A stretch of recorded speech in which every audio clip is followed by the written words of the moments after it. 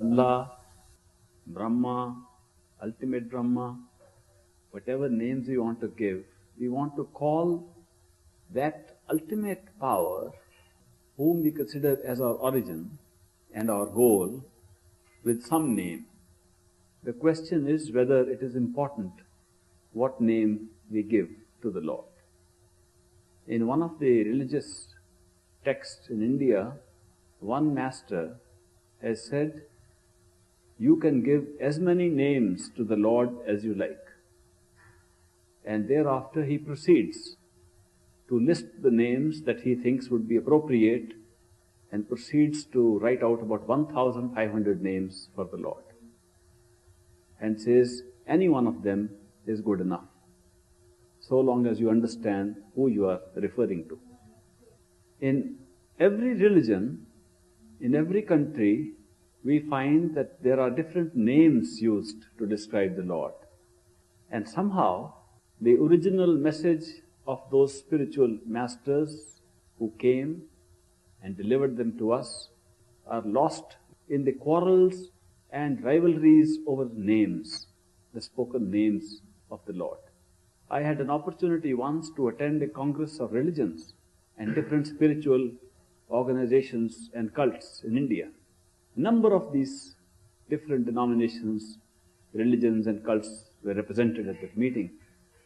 And speaking to them, I said, when I discuss your religion, your principles of finding truth, your concepts of truth and God, I find that you have only two things in common. The rest are all different. One common thing is that your founder gave the same message in all religions. Namely, the Lord is within you, go and find Him there. The kingdom of God is within you. This was a common message that they all gave. And you fortunately still retain it. After that you have changed everything else. And you say, no, this is not right. They don't know the right thing, we know the right thing. The only other common thing which all religions and cults have is that each one says, we alone know the right way. This again is common to all of them. So they all claim, we know there's only one God. There now know two. They all say there's only one for all of them. And we only know the way to the Lord. And the way we call the Lord and give a name is the real name. Others are not the real name. And our record or scripture or holy book or holy writ contains the real name. All others are unreal names. They are not right, they are fake. Everyone says the same thing. It's so common. Now what is the real name? Can you suggest some real name of God which everybody should accept? St. John's Gospel says, in the beginning was the Word, and the Word was with God, and the Word was God. Shall we say that the Word is an appropriate name for God? The Muslims say, not the Muslims, their prophet says, their prophet Muhammad says that Allah created the world and all this creation through His word, the Kalma, and the Kalma is the Lord. Kalma represents the creator. Shall we then say the Kalma or the word is an appropriate name for the Lord? The Hindus say that there was no creation at the point of origin except when the great word was spoken, the Nad or the Om. The word created the universe, the word was the creator. Shall we then say, according to Hindus, that the word is the name of God? If you go into smaller cults and religions, you'll be surprised. The Subudh society says Subudh is the creator. Subudh is literally in Sanskrit means the word. Shabad or Subudh means the word. The latest religion which has become militant recently of the Sikhs, their holy book says that the Shabad or the word created this entire universe. Now what strikes me as extraordinary is that every religion of the world and of every country should use a word called the Word to describe the Lord. If they are using the word to describe the Lord, why is it? Why is it so? Why are they using the word, the Word? Obviously, because if they don't use the word, they will have to use too many words. In place of so many words and names, they've chosen to use the word. They call it the word because it is audible. I mentioned yesterday that the Lord himself is audible. He does not speak in spoken words. If he spoke in the spoken words in which I am speaking to you, or which are written in books, any books, if he spoke in those words, he would become a limited God. He would become a God of those words. If he is unlimited, infinite, absolute, he cannot speak in a few limited words. He does not, and yet he speaks. He speaks all the time to us. He speaks in unlimited words, unspoken words. And since they are unspoken and unlimited, we call it the word. In fact, when he speaks in the unspoken word, that is he himself. His own form and expression is the word. We call it the unspoken word because we cannot speak it. Every language of the world consists of spoken and written words. Every language. There is no language that does not have spoken and written words. Therefore, no language represents the word that God speaks or the word that is God. You cannot put him down in language. Then what is that languageless, audible power that we call God or the ultimate reality or absolute truth? When perfect masters and oriental mystics used to initiate their disciples, and they still do in the same way, they point out that there are two kinds of words, the spoken word and the unspoken word. And they say the spoken word can be used in writing, reading, speaking, and we have used these words to describe the Lord for thousands of years. And all the words that we use in the spoken language to refer to God are the spoken names of the Lord. But there is a word which cannot be spoken. It cannot come in writing. It cannot be read. What is that word which cannot be spoken, cannot be written down, cannot be read, and yet can be heard?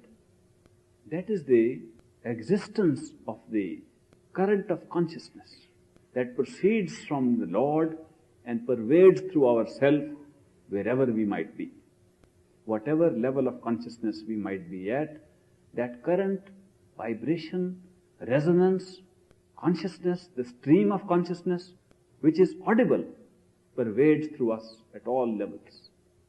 It is this audible life stream or life current, audible consciousness current, which we can hear, that is called the unspoken word or the nameless name of the Lord. We can hear it, but we can't name it. What does it represent? It represents the original music, a music that cannot be written down. It represents a resonance and a melody which cannot be put down into notes. Yet it is a resonance and melody. When you experience that melody at any level, even in the grossest level in the physical body, and it exists in everyone behind the eyes. It exists in holy men, saints, mystics, masters, thieves, robbers, gangsters, good men, bad men, immoral men, moral men. It exists behind the eyes of every human being and can be heard there. This resonance or sound is unlike any other sound that you have heard, and yet it is a sound. All other sounds are heard with our eardrums. This sound is heard with our spirit, our attention, our consciousness. This sound is heard by itself. The very sound, the very consciousness it represents is able to hear it. It is a self-audible sound. That means the sound listens to itself. It does not require any external aid whatsoever. Whether you are deaf or dumb, or whether you have any ears or don't have any ears, you can hear it. You hear it by being with it. Unlike other sounds, even if you make a lot of noise, I find the young kids now buying these stereo sets, and they want to see that it plays very loud and that there should be no cracking of the sound of the bongo drums, even if they are played very loud. Even the loudest I have seen, I've tried to see the loudest of these bongo drums. They do not have the intensity and loudness which this sound has, which is within us. And yet you can't say it is merely a sound. Because when you hear it, it resounds like a vibration, as if it is giving you all the energy, life, consciousness that you possess. Also, when you are listening to that sound, the nameless sound within you, it gives you the experience of being with a conscious being, as if it is itself conscious. Indeed it is. It is not a sound which consciousness has to pick up. It is consciousness itself. Therefore it is like a being. You almost enjoy its company like you would enjoy the company of a person who is conscious. It's like a friend. Not only that, when you hear that sound within, you will see that the sound itself is creating all the experiences that you have ever had. It is the creator. There can be no experience outside but for the vibration and resonance of that sound within us.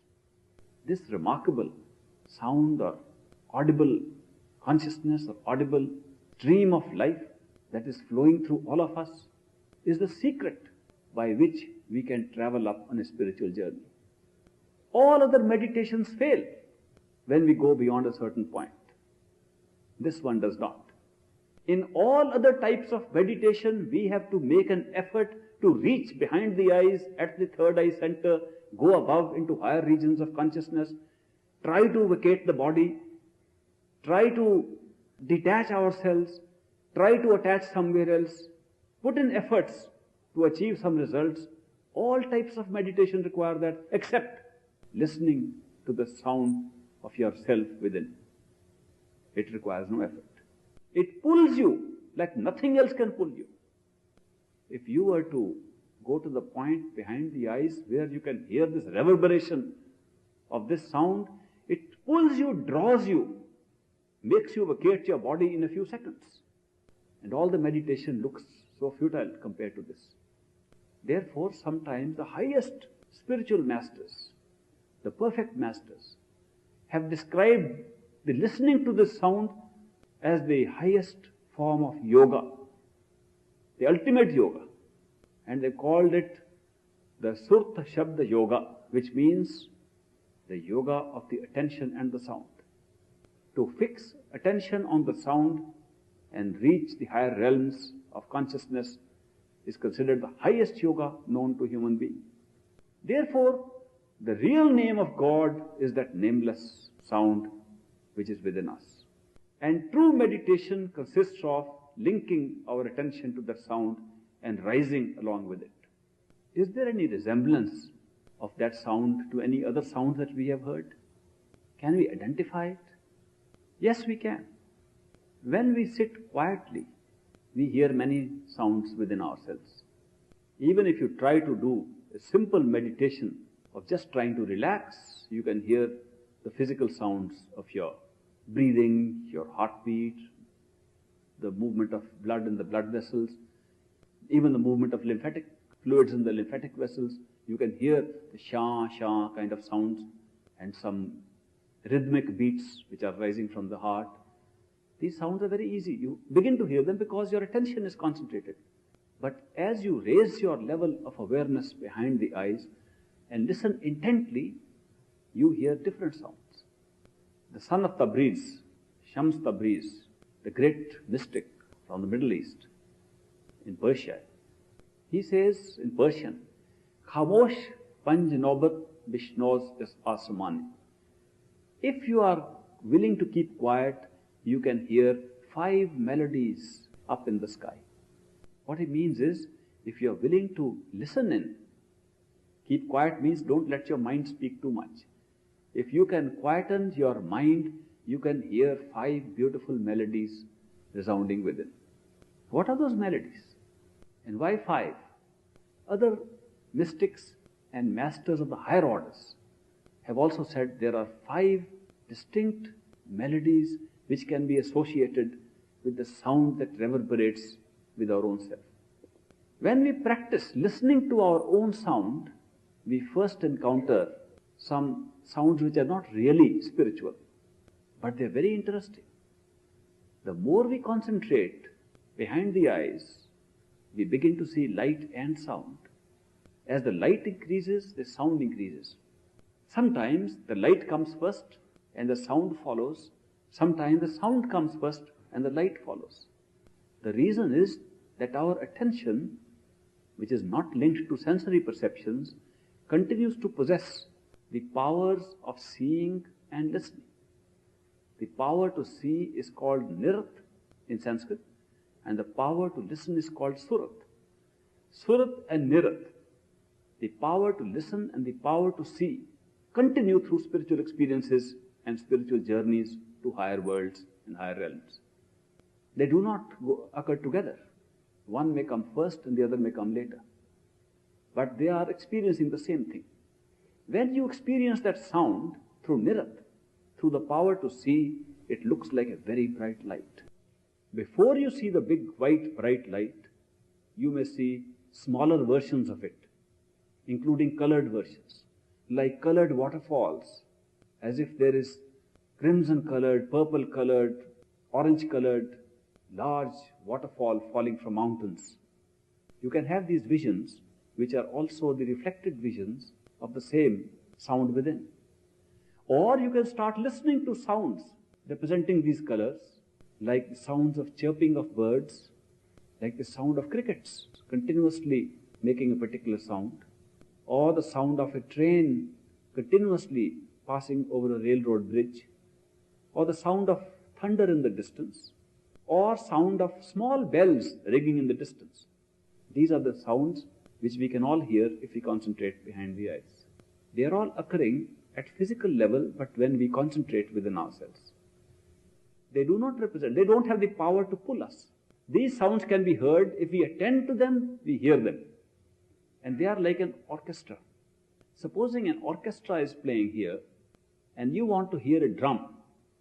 You put your attention on the drum will become louder, and the other musical instruments will become slower, although no change has been made. Your attention can pick up one sound from the others. Or if you want to listen to the piano notes, the drums may keep on playing. You concentrate on the piano notes, eventually you will hear the piano notes more clearly and loudly compared to the other notes. Attention can pick up these sounds.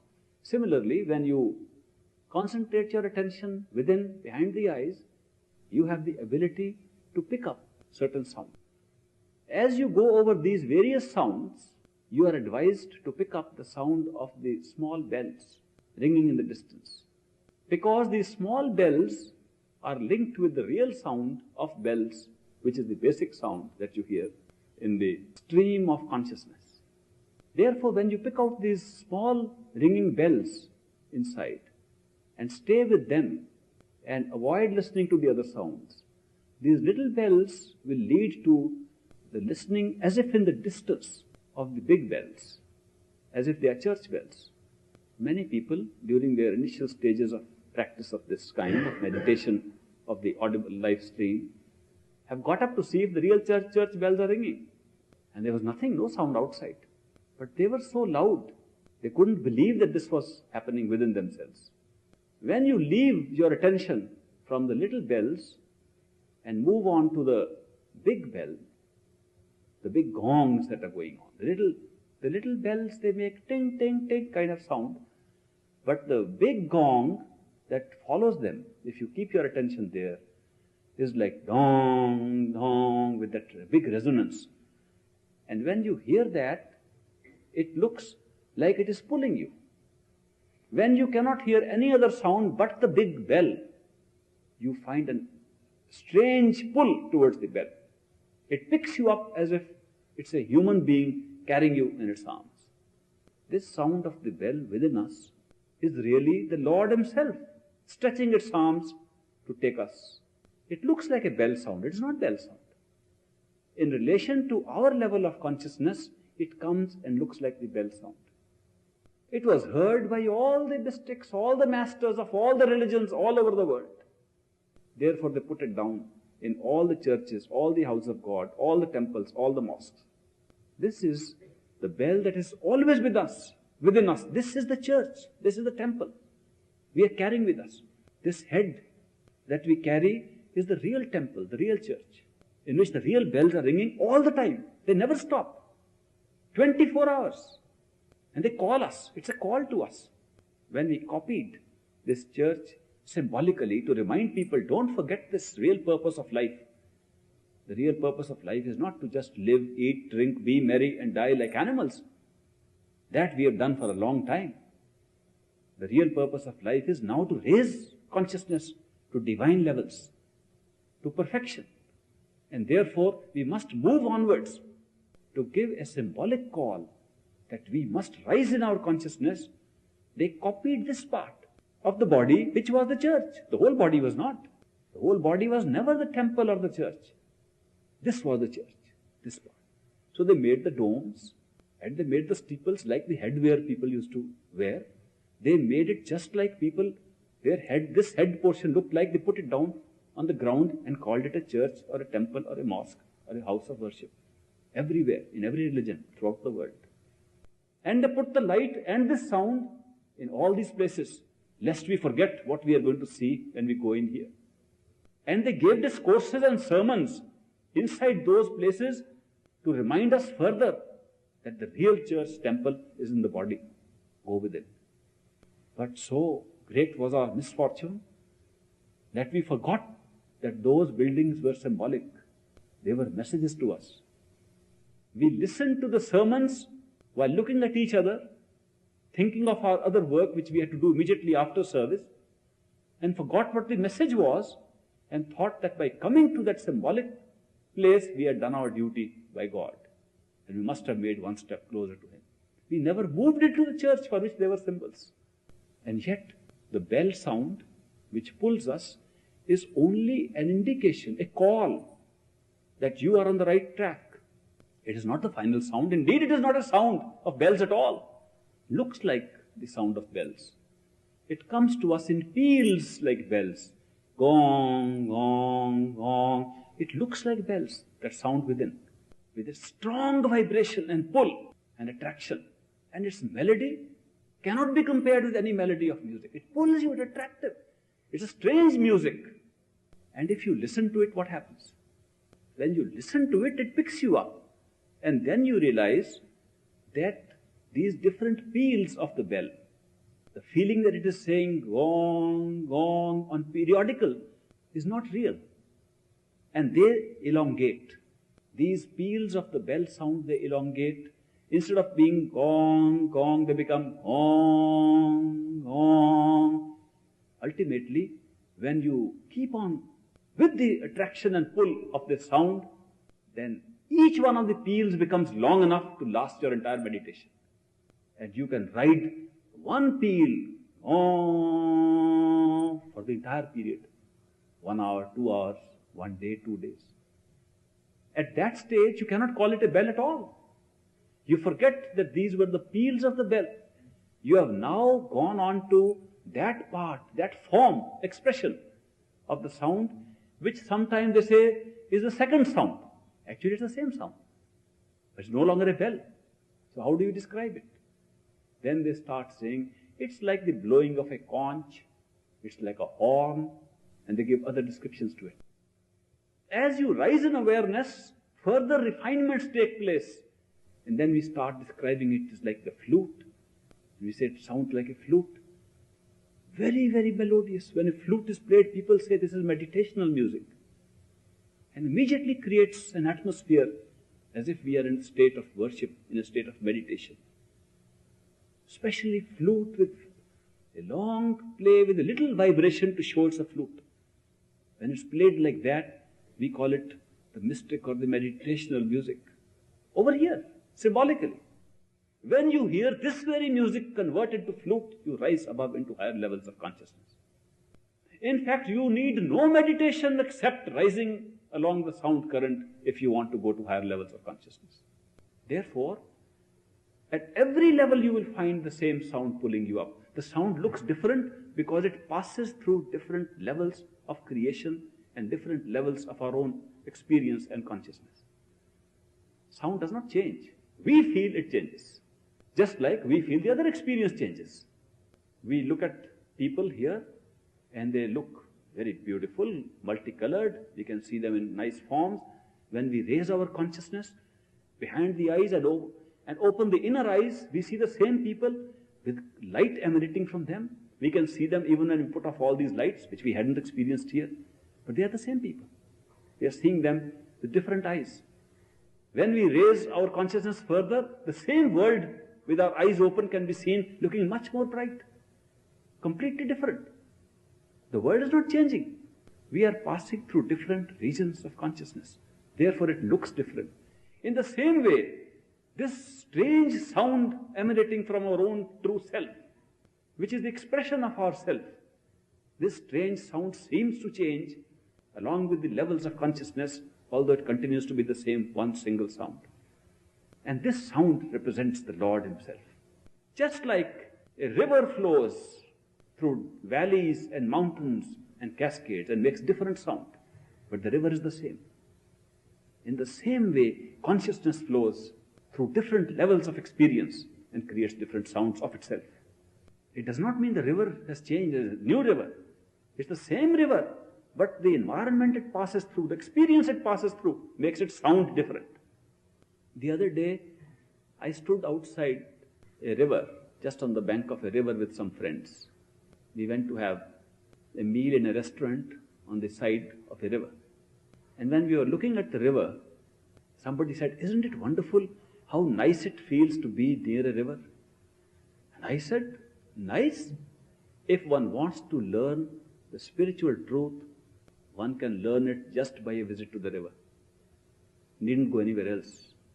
In Hermann Hesse's book called Siddhartha, you will find he has described the journey of Siddhartha, Gautam, who later became the Buddha, into many regions to find truth.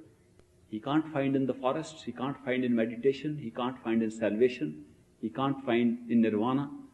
Ultimately, he goes and tries to cross a river on a ferry, and there is a wise old mystic sitting there. And he tells the mystic, "I want to cross the river." The mystic says, "What for?" He says, "I am going to the other side to find truth." The mystic says, "You can find the truth on this side of the river as well as on the other side." He said, "What has the river got to do with it?" He says, "I got my knowledge and truth from the river." And the disciple says, "Tell me, how could you get knowledge from the river?"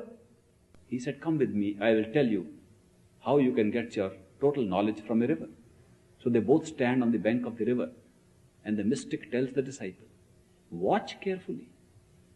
At no time will you see the same water in front of you. The water is changing continuously, it's flowing all the time. There is no moment when the water stops, it's flowing all the time. And yet the river is the same and doesn't change at all."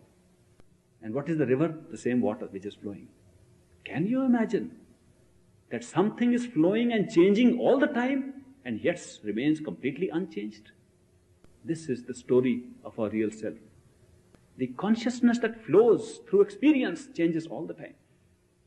Change brings experience, and yet the consciousness that is creating the experience remains unchanged. If you can truly understand this river, you will understand the truth. This is a beautiful analogy he gave. Because this consciousness is God and never changes and never flows. And yet the experience of this consciousness flows, creates time, creates a movement, creates change, creates all the worlds and all the regions that we know of. Therefore, if we travel backwards on this consciousness, from the flow and experience of this consciousness, we can come to the totality of this consciousness which has never changed and doesn't flow, which is God Himself. So the nameless name of the Lord consists of this audible expression which is available to us at all times, even now while we are in this state. If we could barely keep quiet, that means if we could make our minds keep quiet, we would listen to that sound instantly. It does not take any time. The moment you quieten your mind, the sound will be visible and you will find what that Lord is. You will hear the Lord, but you may not use any name. That indeed is the nameless name of the Lord. Thank you very much.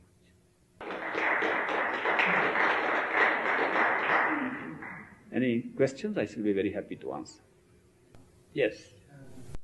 Yes, you are right. There is always a label which we attach even to the nameless. So we give a name to the nameless, and the Lord has always proclaimed himself when he has come. He may proclaim himself in any manner. So I would agree with your observation that you have made, that this has always happened, but I don't think that we could really fix any particular label for all times for the Lord. I sometimes think of an analogy of a mother and her child, and I find that the mother who loves her child more calls her by more names perhaps than the one who doesn't love the child. She calls her by the given name. And this names given in fondness appear to have no relation to the given name, what they call pet names and darling names and so on. In India, sometimes the mothers use abusive language for the children out of love. And it's very strange, but they may say, you may die. There's a certain expression. And nobody wants a child to die. But even that they say, and it is taken as a word of endearment. Because the understanding is that whatever name or label you give to affection and love becomes the name of that love. So we have given labels to the Lord, and we'll keep on giving. And when the Lord expresses himself in human form, we still give labels. But there is no one label that we can fix for all times. In other words, if you give a name, really, it's a finite thing that you limit it. That's right. You give a name, you make it finite and limited. How can you limit something that is unlimited? Yes. That the purpose of life is to raise consciousness to divine level. Yes. Consciousness is God. How do you go about things already at a divine level? We use this word consciousness in two senses. One is in the sense of total consciousness, which is God. And we also use the word consciousness in the sense of awareness. If you are conscious of a thing, you are aware of a thing. So when we say raised level of consciousness, we talk of raising levels of awareness. Yes? Can you take the role of the master? The role of the master is when he initiates, he joins our attention within, behind the eyes with the sound current. So that when we withdraw, we hear the sound straight away, without effort. This is called initiation. Initiation is the linking of the attention of the seeker with that sound current behind the eyes forever. So that when the seeker just withdraws behind the eyes, the sound picks him up. Unlike other meditations where a perfect master has not done it, the seeker has to keep on concentrating, withdrawing attention from one level to another, and may reach 1, 2 levels or not. But through this, the perfect master ensures that you ride the vehicle of the sound current right to the top. The second association of the master is that this sound current is the real form of the master, of which he is a human expression. When you go within and find that you have been linked to the sound current and you see the same form of the master, as you ride the sound current, you find this was the master. And it's been the same master at all times, in everybody, throughout history.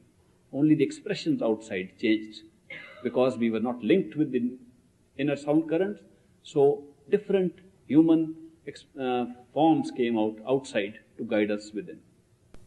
Yes? If a perfect living master initiates someone in contact with sound and light is made and then lost, who's fault? When the contact is made by a living master, it is never lost. Never. Not even if both of them die in their physical bodies.